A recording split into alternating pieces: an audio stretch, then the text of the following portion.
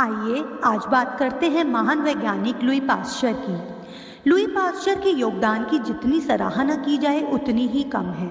मैं श्वेता अग्रवाल आज Louis Pasteur के द्वारा किए गए महान प्रयोगों पर कुछ प्रकाश डालती हूँ। लुई पाश्चर का जन्म फ्रांस में 27 दिसंबर 1822 में निर्धन किसान परिवार में हुआ। उनके पिता चमड़े की फैक्ट्री में काम करते थे और अपने आप को बहुत कोसते थे कि मैं यहाँ बदबूदार जगह जानवरों का चमड़ा निकालता रहता हूँ, पर मेरा बेटा लुई पाश्चर जरूर कुछ अच्छा काम करेगा। इसी सोच के साथ गरीब होते हुए भी उन्होंने लुई पाश्चर को बहुत अच्छे स्कूल में एडमिशन दिलवाया, पर वहाँ लुई पाश्चर को पढ़ाया हुआ कुछ समझ नहीं आता था और लुई पाश्चर को दूसरे बच्चे मंदबुद्धि कहकर परेशान भी करते थे। वो कहते हैं ना, हर इंसान में एक प्रतिभा छुपी होती है, बस जरूरत है उस प्रतिभा को पहचान कर बाहर निकालने की। कुछ ऐसी ही घटना लुई पाश्चर के जीवन में भी हुई। लुई पाश्चर का गांव पहाड़ियों से लगा हुआ था और उन पहाड़ियों पर जंगली जानवर रहते थे। उस समय लुई पाश्चर मात्र 8 साल के थे कि एक जंगली भेड़िया पहाड़ियों पर से उतरकर गांव में आ गया और गांव के लोगों पर हमला करने लगा। उस समय 8 लोग रेबीज का शिकार हुए और मर गए। तब अगर गांव में किसी को कुत्ता भी काट लेता था तो लोग उसे लोहार के पास ले जाते और लोहार गर्म लोहे की सलाखें उस घाव पर लगा देता था। लोगों की चीखें कहीं ना कहीं लुई पाश्चर के कान में गूंजने लगी। उन्होंने अपने मम्मी पापा से पूछा, जिन लोगों को रेबीज है वह ऐसे तड़प तड़प कर मर जाते हैं, उनके इलाज के लिए कोई दवाई या वैक्सीन क्यों नहीं है?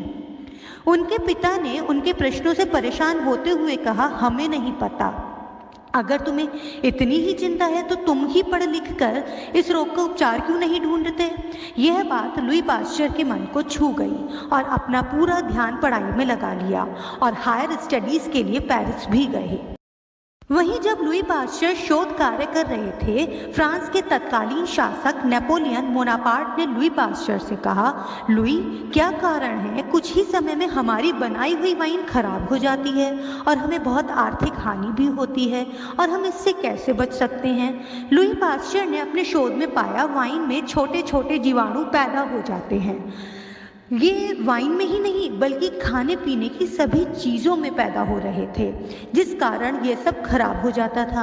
लुई पाश्चर ने देखा, अगर वाइन को 60 डिग्री सेल्सियस पर लगभग 20 मिनट के लिए गर्म किया जाए और फिर तुरंत ठंडा कर लिया जाए तो ये जीवाणु निष्क्रिय हो जाते हैं और 60 डिग्री सेल्सियस पर वाइन उबलती भी नहीं है, इसलिए वाइन का स्वाद भी नहीं बदलता है।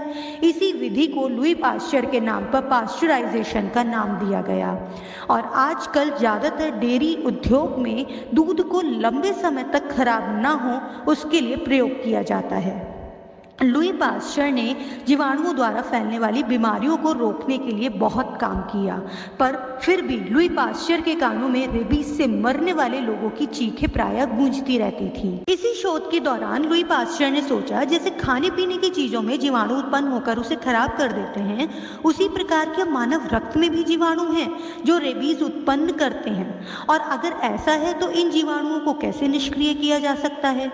इसी सोच के साथ लुई पाश्चर रेबीज के उपचार के लिए शोध में लग गए। कितने ही दिन तक लुई पाश्चर ने कुछ नहीं खाया और ना ही नींद ली। लुई पाश्चर को वैक्सीन बनाने में अंततः सफलता मिली। लुई पाश्चर ने इस वैक्सीन का प्रयोग बहुत से जानवरों पर किया और परीक्षण सफल रहा। उसी समय एक महिला अपने 9 साल के बेटे मास्टर को लेकर लुई पाश्चर के पास पहुंची, जिसे जगह जगह गली के पागल कुत्ते ने काट लिया था। वो लुई पाश्चर से रो रो कर बोल रही थी, डॉक्टर साहब, मेरे बेटे का इलाज कीजिए। पर लुई पाश्चर ने कहा, मैंने अब तक सिर्फ जानवरों पर इस वैक्सीन का प्रयोग किया है, इंसानों पर नहीं। कुछ गलत हो गया तो? पर उस महिला के बार बार कहने पर लुई पाश्चर ने सोचा, अगर मैंने इलाज ना किया तब भी मास्टर तड़प तड़प कर मर जाएगा, और किया तो हो सकता है वैक्सीन काम कर जाए। इसी सोच के साथ लुई पाश्चर ने मास्टर को इंजेक्शन लगाना शुरू किए। लगातार 10 दिन तक 13 इंजेक्शन लगाने के बाद लुई पाश्चर ने पाया मास्टर अब सही हो रहा है। लुई पाश्चर का प्रयोग सफल हो रहा था। उनके बचपन का सपना कि रेबीज का उपचार क्यों नहीं है, उसे लुई पाश्चर ने खोज लिया था और इसी मास्टर ने बड़े होकर पेरिस में पाश्चर इंस्टीट्यूट में कई सालों तक गेट कीपिंग का भी काम किया। लुई पास्चर ने क्रिस्टल्स पर भी स्टडी की। उन्होंने पोटाशियम टार्ट्रेट पर कार्य किया।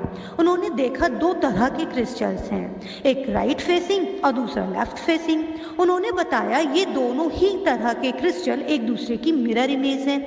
लुई पास्चर ने जब प्लेन पोलराइज्ड लाइट को इन क्रिस्टल से पास किया तो लाइट सीधी निकल गई। जब लुई पास्चर ने दोनों तरह के क्रिस्टल्स को अलग अलग किया, फिर लेफ्ट फेसिंग क्रिस्टल पर प्लेन पोलराइज्ड लाइट को पास किया तो देखा कि plane polarized light left side rotate कर रही है और right facing crystals plane polarized light को राइट साइड रोटेट कर रहे थे। ये सब स्टडी से लुई पास्चर ने अपने आर्टिकल में बताया, अगर नेचर में कुछ ऐसे क्रिस्टल्स हैं जो दो फॉर्म्स में एग्जिस्ट करते हैं और एक दूसरे की मिरर इमेज हैं, तो उनमें ऑप्टिकल एक्टिविटी पाई जाती है। इस तरह लुई पास्चर ने स्टीरियोकेमिस्ट्री के बारे में बताया। आज स्टीरियोकेमिस्ट्री के बिना किसी भी कंपाउंड की स्टडी इनकम्प्लीट है। बहुत से ऐसे कंपाउंड हैं जिनमें एक फॉर्म एज मेडिसिन यूज होती है तो दूसरी फॉर्म का कोई भी प्रयोग नहीं। 40 वर्ष की उम्र में लुई पास्चर को लेफ्ट साइड पैरालिसिस हुआ, जिसका असर उनकी जिह्वा पर भी हुआ, पर उनके दिमाग में अभी भी बहुत से प्रश्न और उनके उत्तर खोजने की जिज्ञासा रहती थी। पर अब उनके सहयोगी उनके बताए प्रयोगों को करते और उनकी सहायता करते थे। ऐसे थे महान वैज्ञानिक लुई पास्चर।